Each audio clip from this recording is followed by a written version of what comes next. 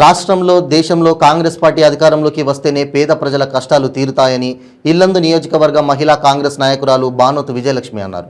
ఆమె ఆధ్వర్యంలో పట్టణంలో భారీ ప్రదర్శన నిర్వహించారు.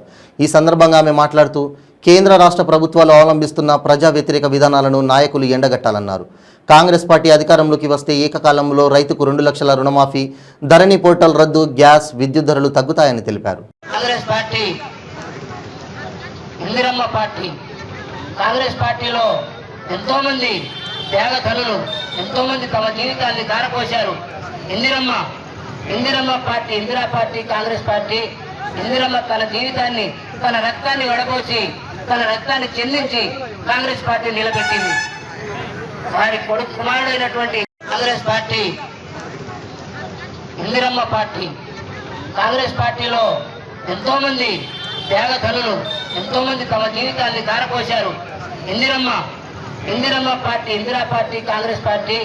ఇందిరమ్మ తన జీవితాన్ని, తన రక్తాన్ని వడపోసి, తన రక్తాన్ని చెల్లించి కాంగ్రెస్ పార్టీ నిలబెట్టింది. వారి కొడుకు కుమారుడైనటువంటి అదే విధంగా దానికి గుణంగా మన టీఎల్పీ నేత గడ్డి విక్రమ గారు, అదేవిధంగా రేవంత్ రెడ్డి గారు హాస్య జోడం అవి చేసుకుంటూ ఎన్నో కష్టాలను అన్ని జనాల్లో వెళ్ళి వాళ్ళ కష్టాలు చూసుకుంటూ మేమున్నామని ధైర్యం ఇస్తూ రేపటి రోజున మన కాంగ్రెస్ ప్రభుత్వం వస్తుంది, అప్పుడు ఇలాంటి కష్టాలు ఉండవని, ఈ ప్రభుత్వం వస్తే కనుక మీ అందరికీ తోడుంటామని చెప్పుకుంటూ ధైర్యం ఇచ్చుకుంటూ వాళ్ళలో మమేకమై ఇప్పుడు కూడా నేను కూడా ఈ ఊళ్ళో దగ్గర 3 నెలల నుండి అన్ని ఊళ్ళు తిరుగుతున్నాను.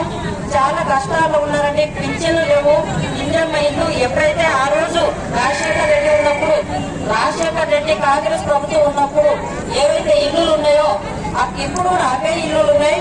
కొత్తగా ఏమి ఇల్లు లేవు, పింఛన్లు లేవు, ఉద్యోగాలు లేవు, ఎన్నో కష్టాలతో ఉన్నారండి. అదే మన కాంగ్రెస్ ప్రభుత్వం వస్తే కనుక మనకు ఇందిరమ్మ ఇల్లులు కానివ్వండి, పింఛన్లు కానీ, ఆరోగ్యశ్రీ కానీ, రైతు రుణాలు కానీ, అదే మనకు ఒక గుంట భూమి ఉంటే 5 లక్షలు ఇచ్చి వాళ్ళకి ఇల్లు కట్టేయడం కానీ, ఇలాంటి గ్యాస్ అండి. ఇంతకుముందు గ్యాస్ జస్ట్ రాజశేఖర్ రెడ్డి గారు ఉన్నప్పుడు 350 రూపాయలు ఉండేనండి. ఇప్పుడు 1250 ఉంటుంది. అదే మన ఈ ప్రభుత్వం వస్తే కనుక 500కే గ్యాసులు ఇస్తున్నారు.